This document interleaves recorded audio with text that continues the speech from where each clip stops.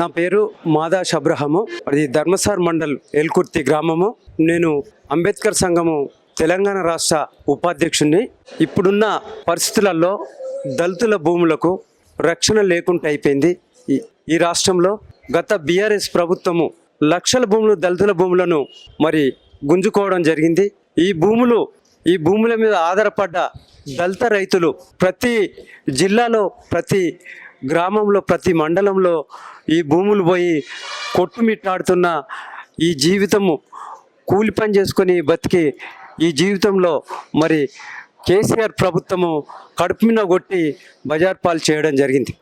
ఈ ప్రభుత్వము తీసుకున్న భూములను గౌరవ ముఖ్యమంత్రి రేవంత్ రెడ్డి గారికి ఈ పత్రికా రూపంగా తెలంగాణ రాష్ట్ర దళితుల తరపున మేము నమస్కారాలు చేస్తున్నాం. ఈ ప్రభుత్వము, మా ప్రభుత్వం వచ్చిన తర్వాత ఈ రాష్ట్రంలో దళితులకు గుంజుకున్న భూములను మేము తప్పకుండా తిరిగి మళ్ళీ ఇప్పిస్తామనేది ఆమె కూడా గౌరవ ముఖ్యమంత్రి రేవంత్ రెడ్డి గారు అనడం జరిగింది.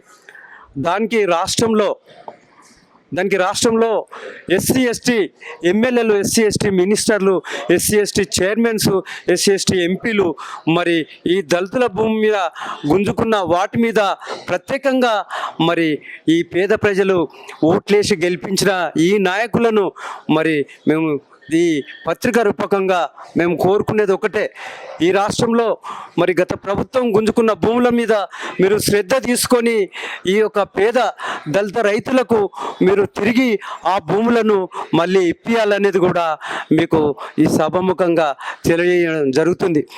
కాబట్టి మరి ముఖ్యమంత్రి వర్యులు నమస్కారం చేస్తున్నాము.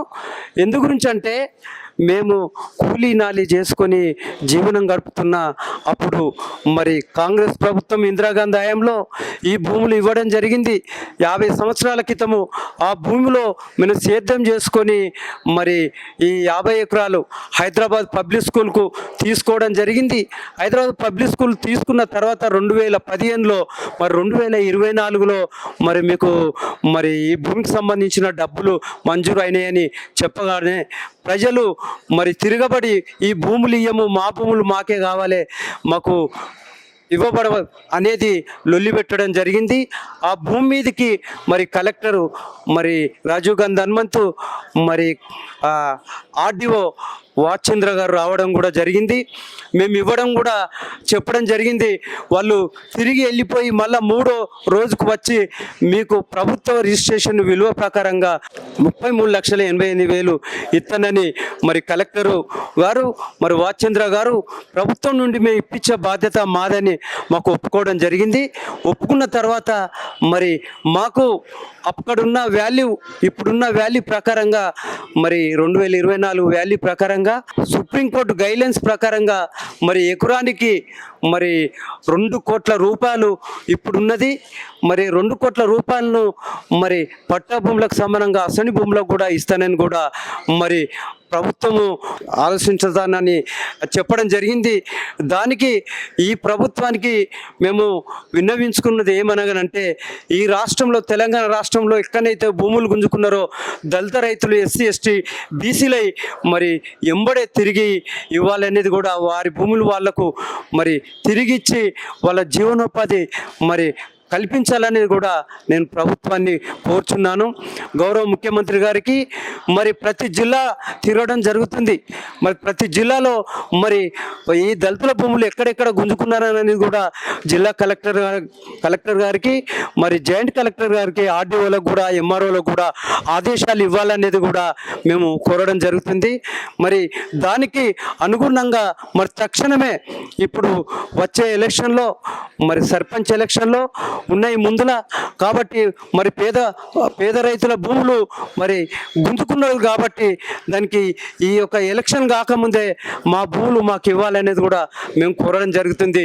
ఇంకా ఒకటే కోరుకుంటున్నాం, హైదరాబాద్ పబ్లిక్ స్కూల్ యాజమాన్యానికి ఆ భూమి మీద ఎలాంటి హక్కు లేదు, మీకు ఎలాంటి భూమి మీదకి వచ్చేదానికి మీకు వీలు లేదు. ఎన్ని సంవత్సరాల తర్వాత మీరు భూమి మీదకి వస్తారు కాబట్టి ఈ భూములు మా భూములు మేము తీసుకుంటాం ఉంటున్నాం కాబట్టి మీరు ఎలాంటిది ఈ భూమి మీద ఆశించవద్దని కూడా మేము యజమాన్యాన్ని కూడా నమస్కారాలు చేస్తున్నాను. పేద దళిత రైతుల భూములను మీరు ఇక్కడనే కాకుండా మీరు ఎక్కడైనా ఈ భూములను చూసుకోవచ్చు. మరి సరి అయిన మాకు రేటు కట్టియలే, సరి అయిన ప్రభుత్వము మరి సరి అయిన రేటు కట్టియలేదు కాబట్టి మేము ఒకటే చెప్తున్నాం ఈ సభాముఖంగా మరి హైదరాబాద్ పబ్లిక్ స్కూల్ యాజమాన్యానికి ఇంకోసారి కూడా ఆ భూమి మీద ఆలోచన చేయొద్దు. ఆ భూమి గురించి మరి అధికారుల దగ్గరికి కలెక్టర్ ఆర్డీఓ వీళ్ళందరి దగ్గర రావద్దనేది కూడా మేము ఈ అధికారులు కూడా ఏం సహకరించకూడదు. ఈ భూమి సమస్య వచ్చే వరకు అధికారులు కలెక్టరు ఆర్డీఓ మరి జాయింట్ కలెక్టర్ కూడా దీని మీద మరి ఆలోచించకూడదు అనేది కూడా వాళ్ళకు ఆదేశాలు ఇవ్వద్దు అనేది కూడా మేము కోరుకోవడం జరుగుతుంది.